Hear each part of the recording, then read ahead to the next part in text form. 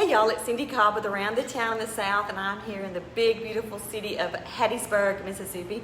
I'm sitting here with Robert St. John in his new El Rayo Mexican restaurant. Thank you for joining me. Oh, happy to be here. Thanks for coming down. Hey, the place is absolutely beautiful, but if you know me, you know that I have said for years, if I ever go to jail on my last meal, guess what it'll be? What? Steak and Mexican. Oh, well, there you go. It's my favorite food. Yeah.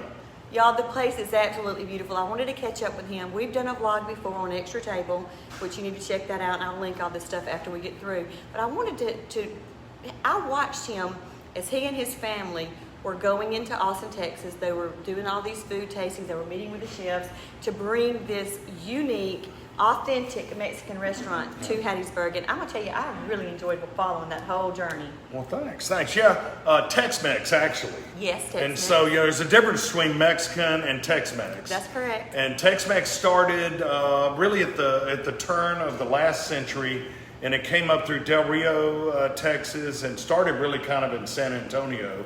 And it was from Mexican immigrants who started trying to cook in their native cuisine, but in their mind, what they thought Americans might like. And where that happened, the actual name Tex-Mex started really as a derogatory term from a food writer in the 70s, but now it's looked at as kind of the thing that defines the cuisine, and it's always been one of my favorite. And it really does. My parents lived in the Dallas area for 30 years. Mm-hmm. And when I go out there, and still to this day when I go visit my family, that I have to eat in one of the Tex-Mex places because there's nothing like their food. Yeah. It really is. We're going to do some taste testing at 11. I'll showcase a few things. I may go live and do some things. But as far as the journey, and this used to be the Purple Parrot. We met here in the beginning of 2020, February. They're going to have an event here. And it was a fundraiser for Extra Table. Ended up COVID didn't happen, but this was the Purple Parrot. And when he created this, I said, when you get the patio done, I want to come because I love a patio setting, especially with Tex-Mex food. His patio is amazing, by the way. Yeah. But that's where we're sitting right now in the area that has the awesome wine room. What do you call that room? The wine room. Okay, wine cellar, wine room. I wasn't sure. Yeah. I know cellar's underground. Is that right? Okay, yeah. So the wine room, and it is incredible. But this place is amazing. So just tell us, you finally got it open. Yeah. You got your chefs in place. Everything's great. Tell us how everything is going and what it means for you to be here in the town of Hattiesburg. Well, I grew up about 4 blocks that way, and I currently live about 8 blocks that way. So this is, we're in my neighborhood. I grew up here. This is my place. And I opened the Purple Parrot in 1987. In 2012, we opened kind of this room, which was called Branch, cocktail bar and small plates. Purple Parrot was fine dining. When COVID hit, it was apparent that business model wasn't going to work going forward. And so we reconcepted. I was actually working on a Tex-Mex concept at the time, had been working on it for a couple of years. And I was going to do it at another location with a big outside area.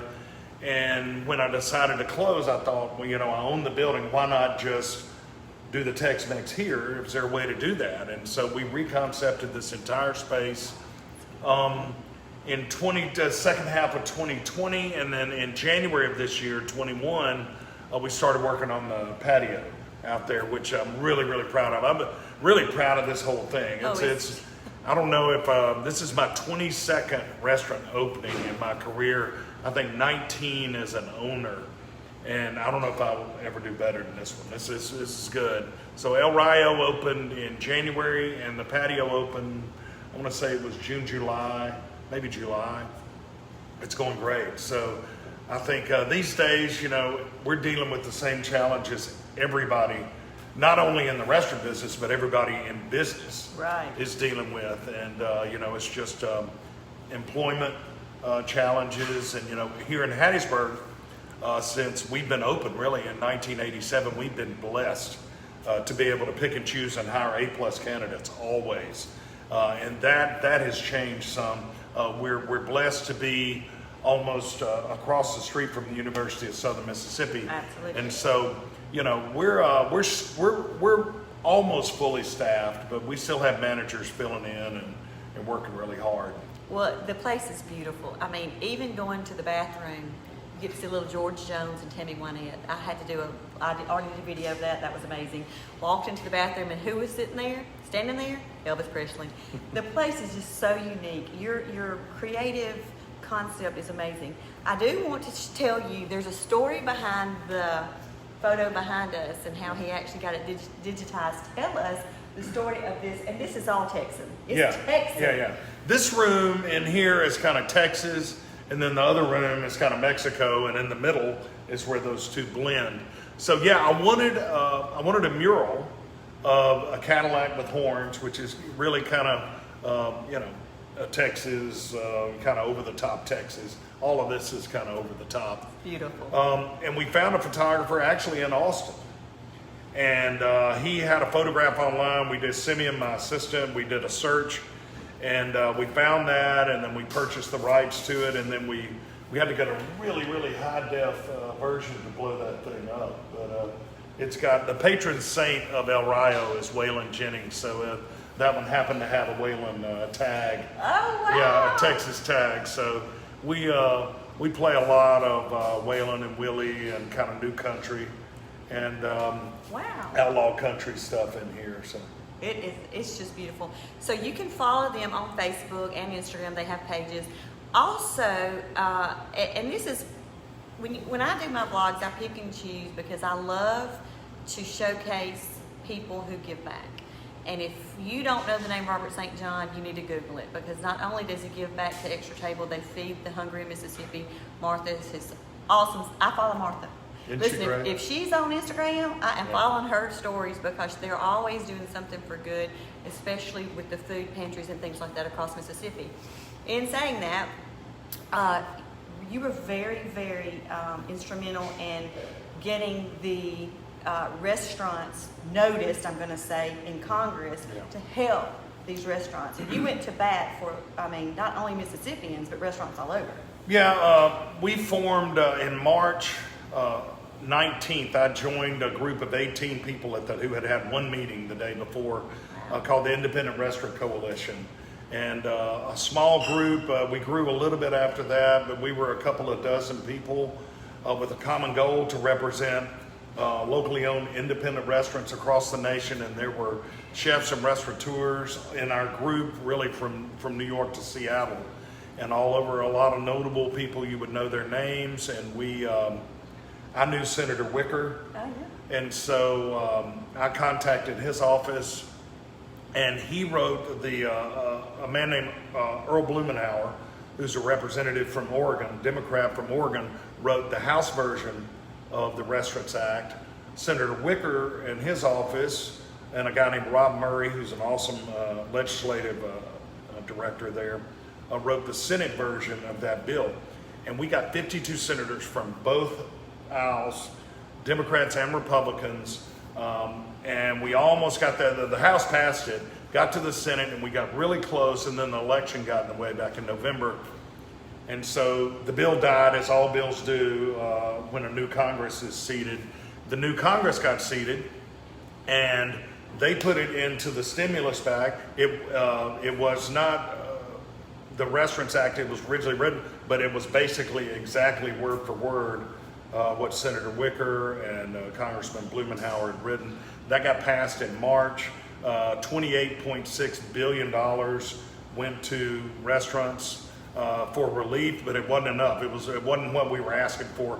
We were happy to get what we could get, and that's a pretty big. In 1 year, we were able to get Congress to designate $28.6 billion to independent restaurants, which is not I don't know. Our lobbyists tell us something like that's never been done before. Wow. But now we're working for another $40 billion to handle the rest of restaurants, because restaurants are still closing. Restaurants, depending on where you are, there was an independent restaurant that just closed here a couple of weeks ago.